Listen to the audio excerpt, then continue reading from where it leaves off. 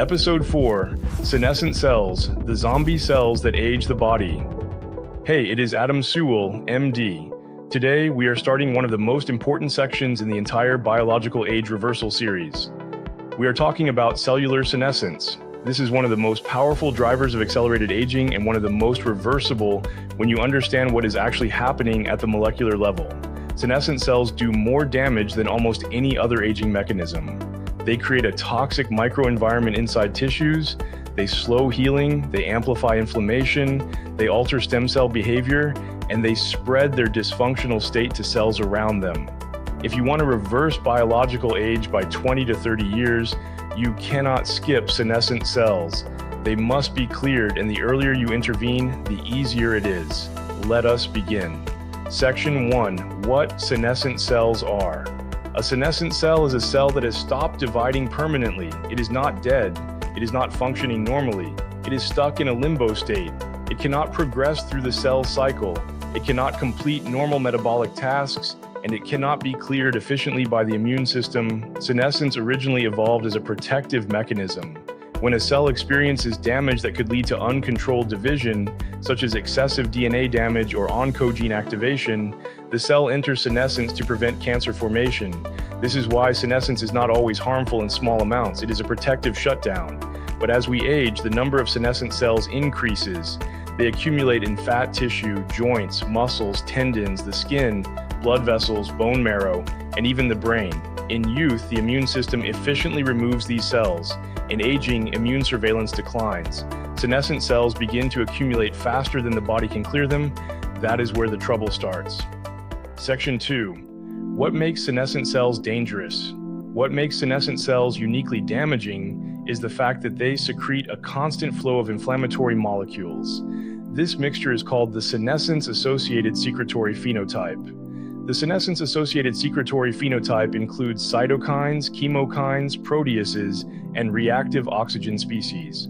Some of the key cytokines include interleukin-6, interleukin-1 beta, tumor necrosis factor alpha, and granulocyte macrophage colony stimulating factor. Senescent cells also release matrix metalloproteinases that break down collagen and extracellular matrix.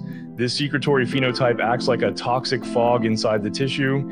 It increases inflammation, it damages healthy cells, it pushes nearby cells towards senescence, and it interferes with repair. Senescent cells shut down division in themselves, but they do not shut down messaging. They message constantly, and the message is inflammatory, catabolic, and destructive. This was described beautifully in a paper by James Kirkland published in eBiomedicine in 2018. They demonstrated that senescent cells secrete bioactive molecules that accelerate aging, and that removing these cells in animal models increases health span and improves physical function. Section 3. How senescent cells form. Senescent cells form when a cell experiences too much stress or damage.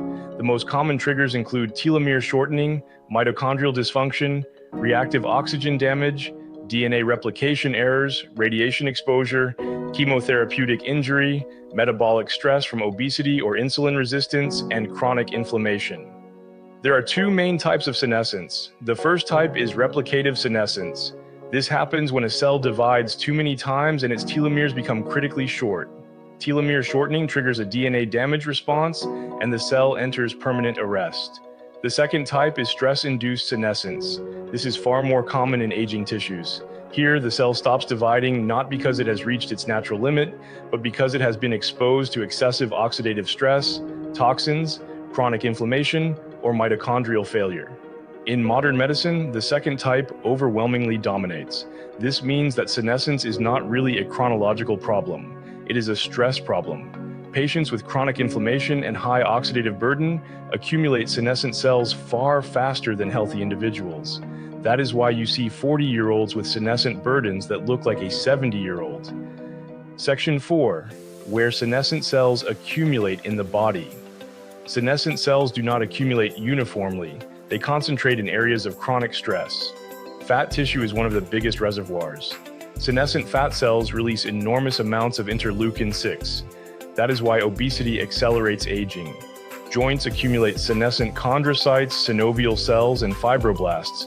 These cells release matrix metalloproteinases that break down cartilage. This is one of the root causes of degenerative joint disease. Muscles accumulate senescent satellite cells. These are the stem cells responsible for muscle repair. When these stem cells become senescent, muscle tissue cannot regenerate properly. That leads to sarcopenia and frailty. Blood vessels accumulate senescent endothelial cells. These cells lose their ability to regulate nitric oxide. The result is stiffness, hypertension, and vascular disease. The immune system also accumulates senescent T cells and senescent natural killer cells. When the immune system itself becomes senescent, the body loses surveillance and repair capability. Even the brain is affected. Astrocytes and microglia can enter senescence. When they do, they lose their ability to support neurons and instead become inflammatory. Section 5. Clinical signs of senescent cell burden. One of the first clinical signs of elevated senescent cell burden is delayed recovery. If a patient says, "Once I flare, I'm stuck for days or weeks," that is a senescence pattern. Another sign is diffuse pain that does not map cleanly to anatomy. Senescent cells create systemic inflammation that amplifies pain signals.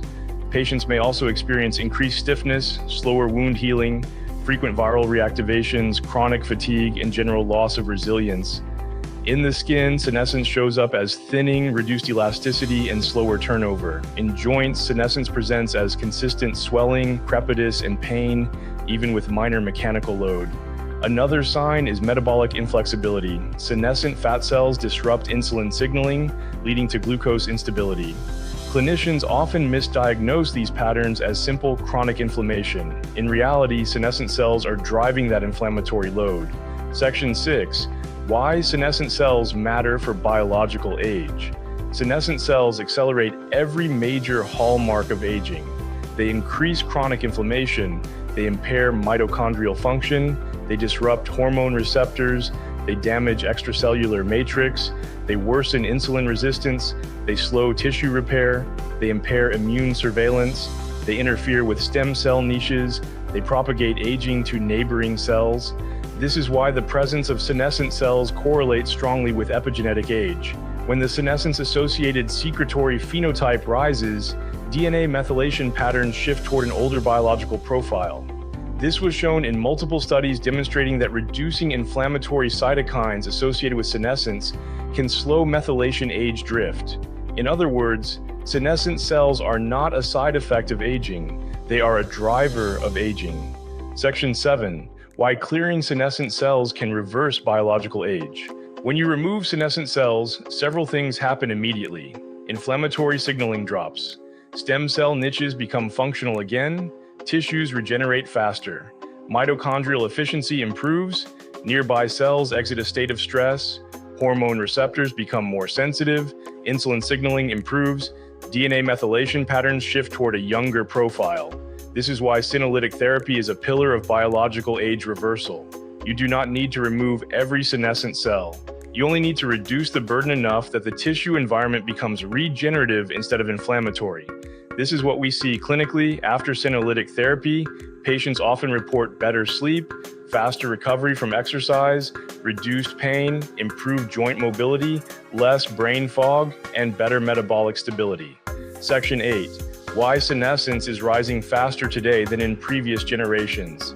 Modern life accelerates senescence. Chronic stress elevates cortisol and pushes cells into senescence. Diets high in sugar and seed oils create oxidative stress. Environmental toxins damage DNA. Sedentary behavior reduces autophagy. Poor sleep increases inflammation. Blue light at night suppresses melatonin, which is an antioxidant and mitochondrial protector.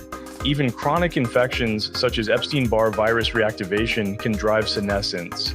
This is why you see 40-year-olds today with senescence patterns that used to appear in 60-year-olds. Section 9. Preparing for the senolytic trilogy. This episode sets the stage.